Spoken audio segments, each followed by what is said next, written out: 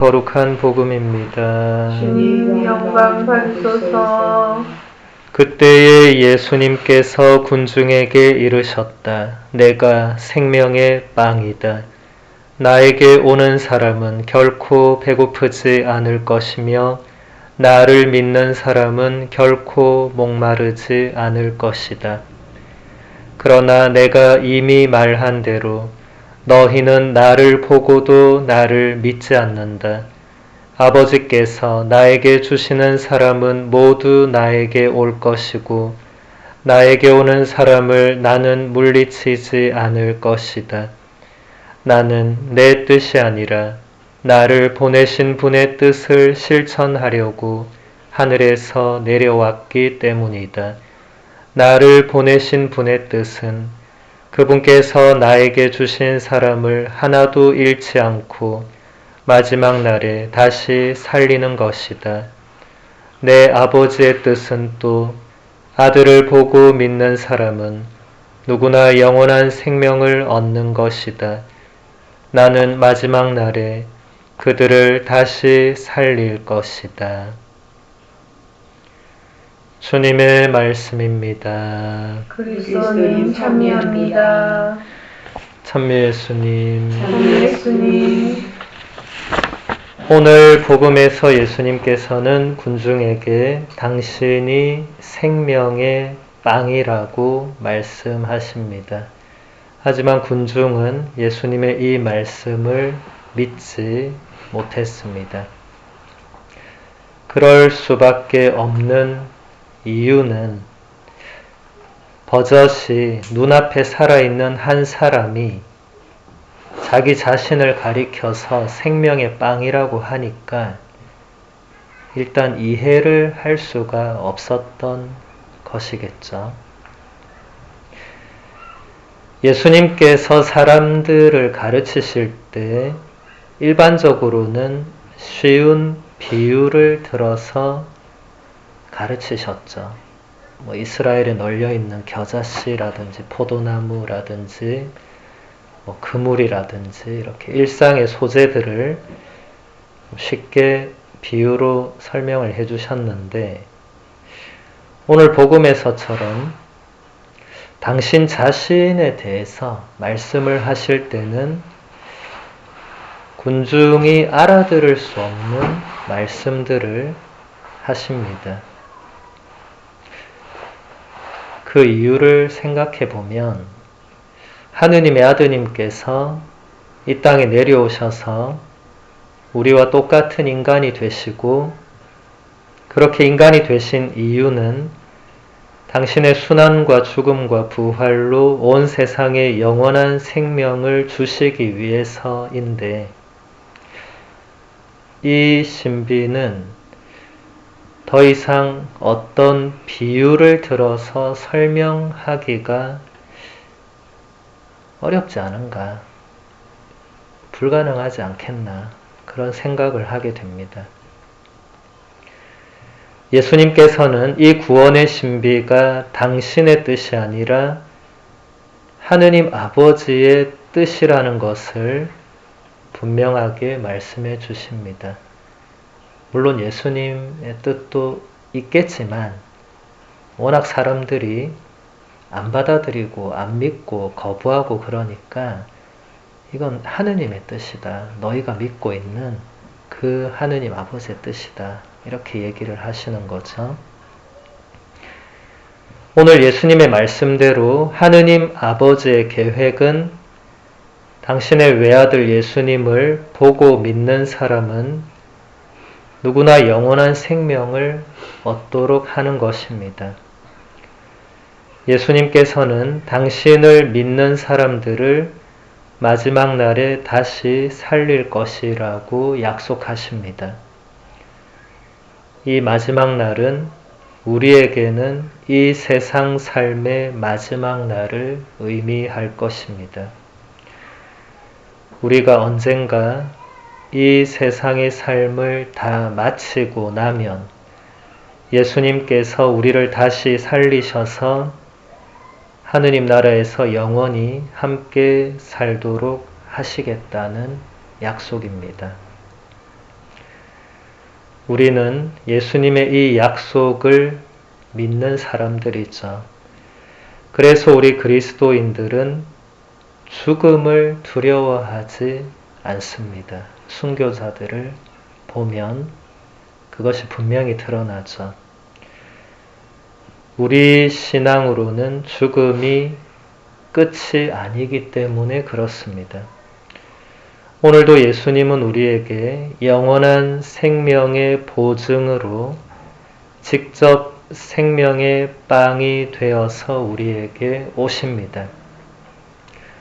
우리는 미사를 드릴 때마다 영원한 생명의 빵을 우리 안에 받아 모시면서 내 안에 살아계시는 예수님께서 나에게 새로운 힘을 주시고 나를 하느님 나라에서 영원히 살게 해 주시리라는 것을 굳게 믿고 그 믿음을 미사 때마다 다시 확인합니다. 그래서 우리는 지상에서의 삶이 너무나 힘들고 괴로울 때에도 좌절하지 않을 수 있습니다.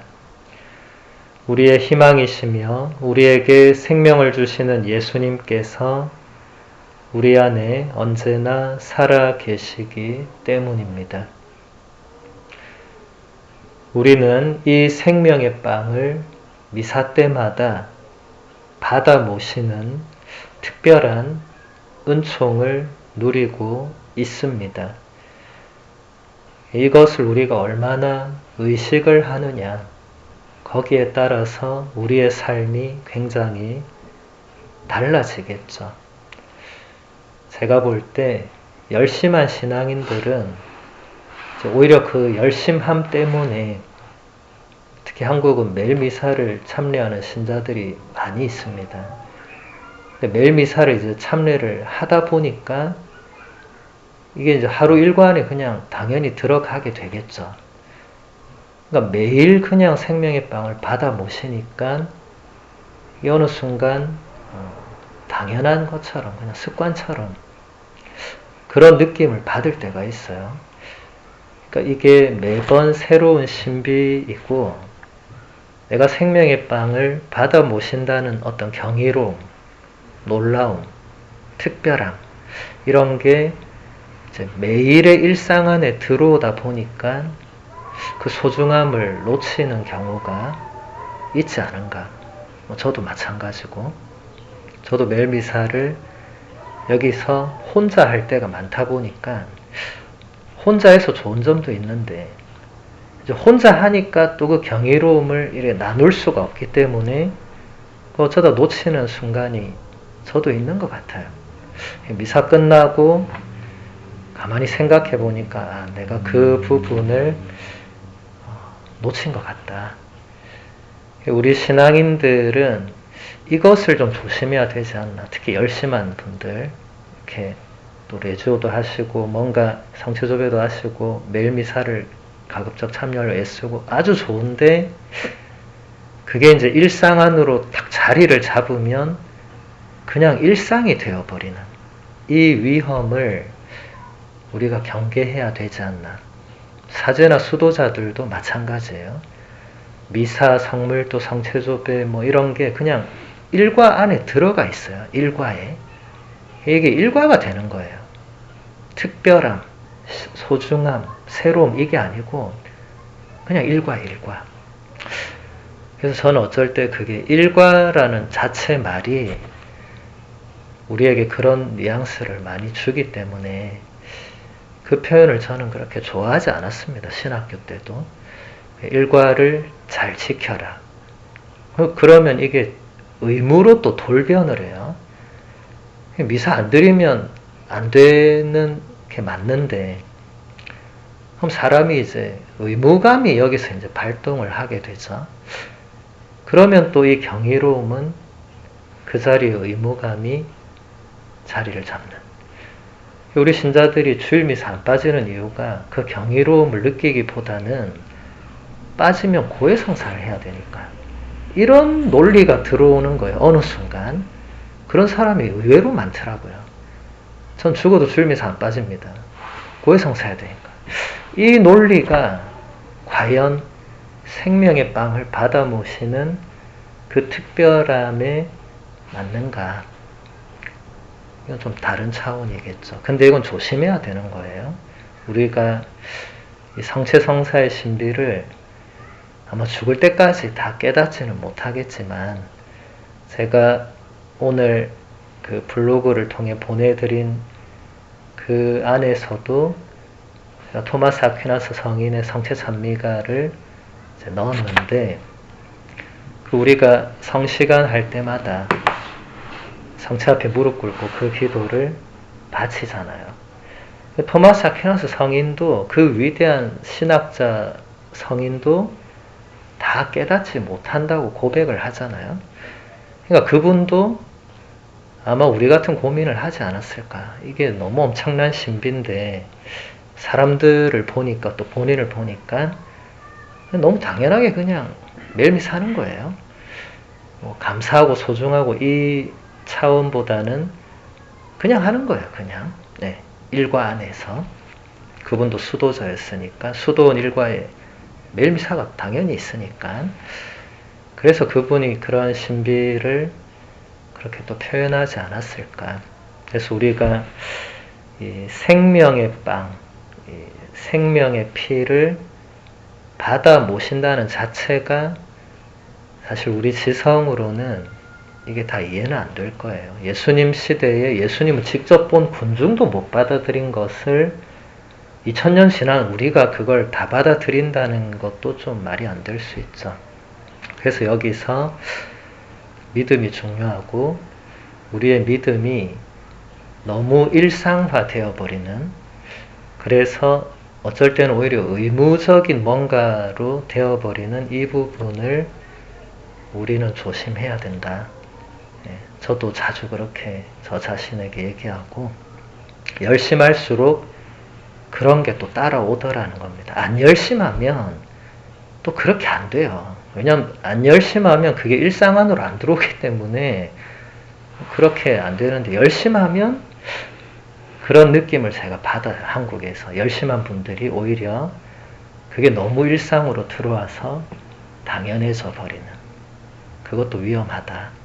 그래서 우리가 신비를 대하는 우리의 자세에 대해서 가끔씩 생각해보고 점검하는 것이 필요하다고 생각합니다.